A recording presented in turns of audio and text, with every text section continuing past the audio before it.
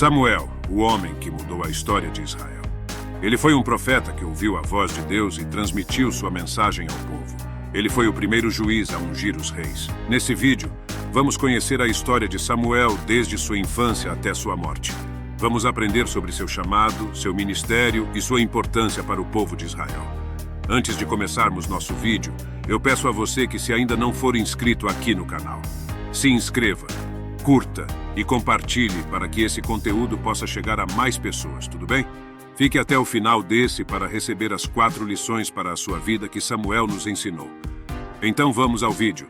Samuel pode ser considerado o último dos juízes, ou o primeiro dos profetas, porque teve a oportunidade de observar a transição entre os 2 grandes períodos na história judaica, ao fim do século 11 a.C. Os juízes não eram personagens judiciários nos termos de hoje, mas apenas grandes heróis que se levantavam para liderar por meio de seu carisma, de sua coragem ou sabedoria. Enquanto os israelitas estavam envolvidos em conquistar seu espaço em Canaã, seu governo ainda era tribal, com pouca estrutura formal. Não havia base constitucional para o governo. Cada tribo desenvolvia sua liderança baseada no poder crescente de certos clãs e indivíduos, e toda a lei era calcada na lei mosaica, conforme interpretada e executada pelos sacerdotes levíticos. A única coisa que unia as 12 tribos, que viviam em constante conflito umas com as outras, eram suas raízes comuns, a experiência e a ameaça externa dos inimigos não israelitas, como os cananeus e filisteus. O sistema de juízes tinha funcionado nos tempos primitivos, mas à medida que as tribos cresciam e amadureciam, ficou evidente a necessidade de uma estrutura de governo mais formal. Samuel surgiu como um líder de todos os juízes, e foi aceito por quase todos como o porta-voz de Deus. É difícil reconstruir boa parte da vida de Samuel pelos relatos bíblicos, porque eles nem sempre têm consistência entre si ou com outros relatos históricos. O relato de sua vida, conforme 1 Samuel, foi obviamente escrito muito depois do ocorrido, e a tradição oral apresenta muitos hiatos. Foi escrito por pelo menos 2 autores ou grupos de escritores. Um dos autores sempre se refere a Deus como Elohim, e o outro autor sempre se refere a Deus como Jeová. Entretanto, o núcleo histórico é discernível por outros relatos bíblicos, documentos antigos e dados arqueológicos.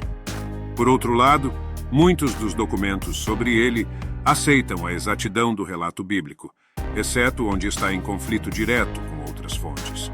Samuel era filho de uma mulher estéril, cujo nome era Ana, e de seu esposo Eucana, de Efraim.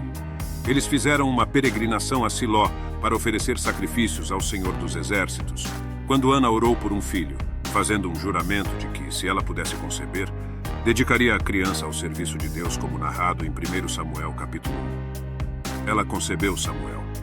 Quando ele foi desmamado, Ana o levou a Siló e o deixou aos cuidados do sacerdote Eli. Ana dedicou Samuel como um nazireu, aquele cujo cabelo jamais deveria ser tocado por uma navalha, como símbolo de sua dedicação. Sansão, que tinha cabelos longos, também era nazireu. Eli criou aquela criança na casa do Senhor em Siló e o treinou para ajudá-lo na ministração perante o Senhor.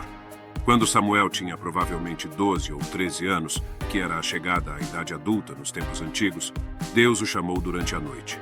Samuel pensou que era Eli quem o chamava e foi até ele. Isso aconteceu mais 2 vezes naquela noite. Na terceira vez, Eli percebeu que era Deus falando e ensinou a Samuel como responder. Deus então chamou Samuel para entregar uma dolorosa profecia, que a casa de Eli era indigna e que deveria ser destruída, e que outra família sacerdotal assumiria o sacerdócio de Siló. Eli insistiu com Samuel para que lhe contasse sobre a profecia, provavelmente porque já sentia do que se tratava. O sacerdócio era hereditário e normalmente passaria a seus filhos Hofni e Finéias, mas eles demonstraram ser indignos, e de acordo com a profecia de Samuel, a mão de Deus pesaria sobre eles. Embora Eli aparentemente amasse Samuel como se fosse seu filho, ele não poderia transferir o sacerdócio para Samuel porque ele não era um levita.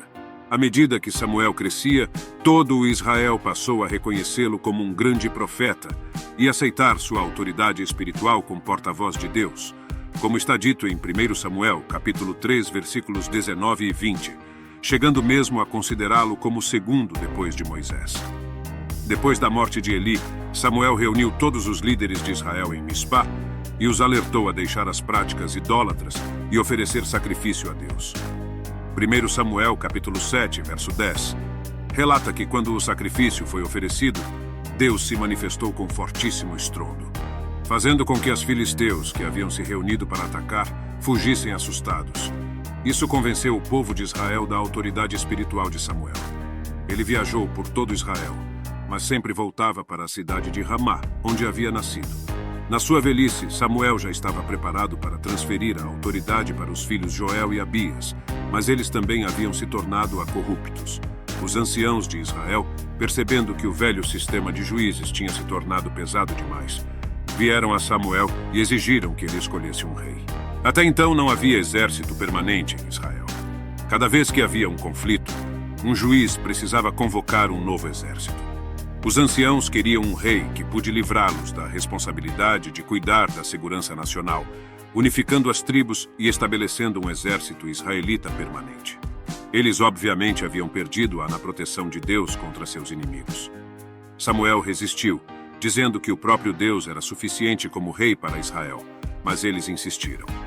Conforme 1 Samuel capítulo 8, versículo 10 em diante, Samuel ainda os advertiu da opressão que viria com o monarca, mas eles continuaram a insistir. Por fim, Deus ordenou a Samuel que escolhesse um rei para eles, dizendo que ele próprio o guiaria nesta escolha. O texto sugere o tom da mensagem divina. Tudo bem, eu lhes darei um rei porque esse é o único modo de descobrirem como estão errados. Samuel foi à terra da tribo de Benjamim e lá ungiu Saul, filho de Quis, como novo rei. A história da consagração de Saul, aparentemente, é uma combinação de pelo menos duas tradições diversas. A primeira apresenta Saul como sendo um homem um tanto incapaz que encontra Samuel quando estava procurando alguns animais perdidos que estavam sob sua responsabilidade. A outra o apresenta como o mais alto e mais admirável jovem em Israel, que obviamente era da escolha de Deus como governante para unir o povo. Em uma tradição, Samuel e Deus se opõem intensamente à sua escolha como rei sobre Israel, e na outra eles acolhem e dão apoio à monarquia. No primeiro momento parecia que Saul seria um grande líder, mas rapidamente ele se tornara arrogante, perdendo o favor de Deus.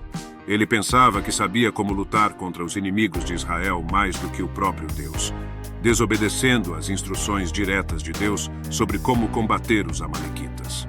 Saul perdeu o favor de Samuel quando ofereceu um sacrifício sem esperar pela chegada do profeta.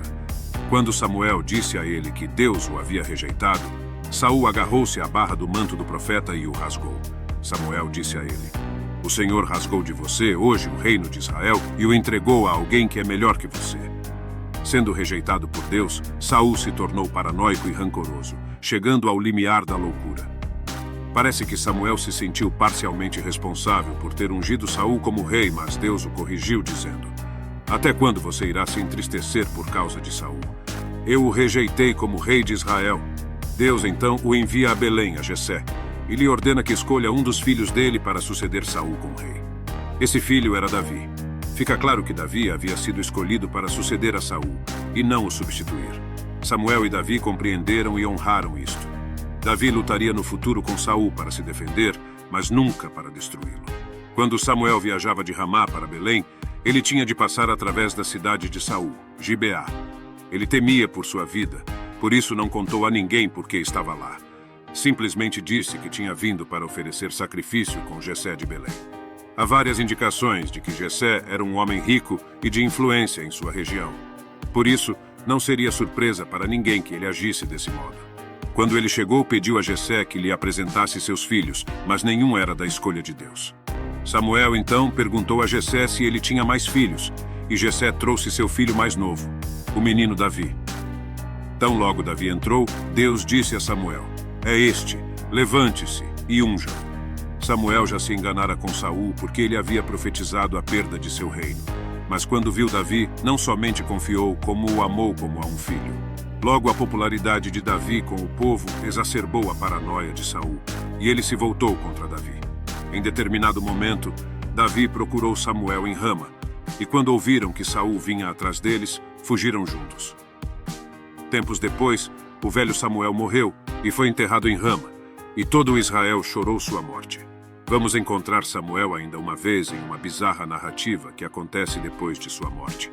Saul havia expulsado de Israel todos os médiuns que consultavam os espíritos, mas ouviu dizer que havia uma médium em Endor. Foi até ela e lhe implorou que invocasse Samuel para aconselhá-lo sobre a luta contra os filisteus. Algumas pessoas creem que Samuel, chamado da morte, profetizou a queda de Israel diante dos filisteus e a morte de Saul e seu filho Jonatas. Samuel teria em seguida voltado ao lugar dos mortos e descansado em paz. Samuel devia ter alguma ligação com antigas sociedades de profetas em Israel, mas não fica muito claro se ele simplesmente os aceitou ou se fazia parte de seu movimento. Não há dúvida, porém, de que ele tenha sido o maior precursor dos grandes profetas do século 8 a.C. Para finalizarmos aqui, vão 4 lições de vida que podemos aprender com o profeta Samuel. A importância da fé e da confiança em Deus. Samuel foi um homem que desde criança foi dedicado a Deus. Ele foi escolhido por Deus para ser profeta e líder de Israel. E ele cumpriu sua missão com fidelidade e dedicação. Sua história nos ensina que quando confiamos em Deus, Ele nos capacita a realizar grandes coisas. O valor da obediência. Samuel foi um homem obediente a Deus. Ele sempre seguiu as instruções divinas, mesmo quando isso era difícil ou desagradável. Sua história nos ensina que a obediência a Deus é essencial para uma vida feliz e próspera. A importância da justiça e da integridade. Samuel foi um homem justo e íntegro. Ele sempre lutou pelo que era certo, mesmo quando isso significava enfrentar oposição. Sua história nos ensina que devemos ser pessoas justas e íntegras, mesmo quando é difícil. O poder do amor e do perdão. Samuel foi um homem que amava e perdoou. Ele perdoou Saul, mesmo depois que este o traiu. Sua história nos ensina que o amor e o perdão são essenciais para uma vida plena e significativa. A história de Samuel é uma fonte de inspiração e orientação para todos nós.